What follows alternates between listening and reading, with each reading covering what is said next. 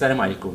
اليوم في هذه الحلقه غادي ندويو واحد الموضوع مهم بزاف، وهو التسمم الغذائي واللي يمكن له يوقع لاي واحد فينا.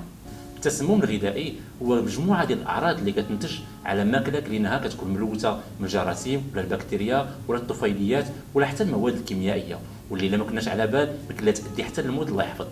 الكثير منا كيظن بان التسمم الغذائي كيوقع غير في المطاعم والقهاوي والمحلبات ولا حتى المحلات الوجبات السريعه، ولكن اللي خصنا نعرفوا بان التسمم يمكن له يوقع لنا في وسط الدار ديالنا ملي كنوجدوا شي ماكله بطريقه غير سليمه ولا كناكلوا التاريخ ديالها فايت عليها. الاعراض ديال التسمم الغذائي يمكن لا تبان فينا بعد ساعات ولا بعد ايام تناول ديال الوجبه اللي ملوثه وتختلف باختلاف البكتيريا المسببه وحتى من شخص لاخر.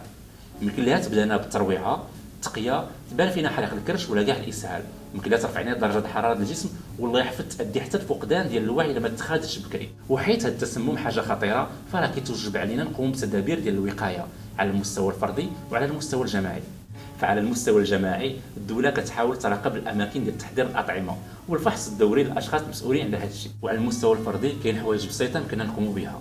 ديما نغسلوا يدينا قبل ومن بعد الماكله ومورا ما نخرجوا من المرحاض. المطبخ ديالنا نحافظوا على النظافه ديالو، خاصه المحل اللي كنوجدوا فيه الماكله، ونفرقوا بين الماكله اللي كنطبخوها والماكله اللي كنستهلكوها. وديما نطيبوا الماكله ديالنا مزيان ونحاولوا نستهلكوها في اقرب وقت ممكن. الا ما كناش غناكلوها نحطوها في الثلاجه في درجه حراره مناسبه.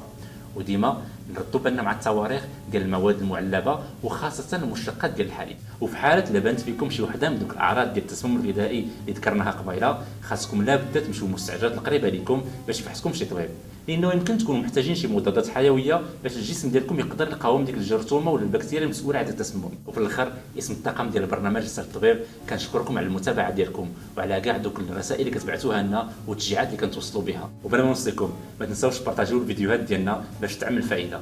كان معكم الدكتور سي محمد الزهري جابيري، نتلاقاو في السيمانه الجايه ان شاء الله.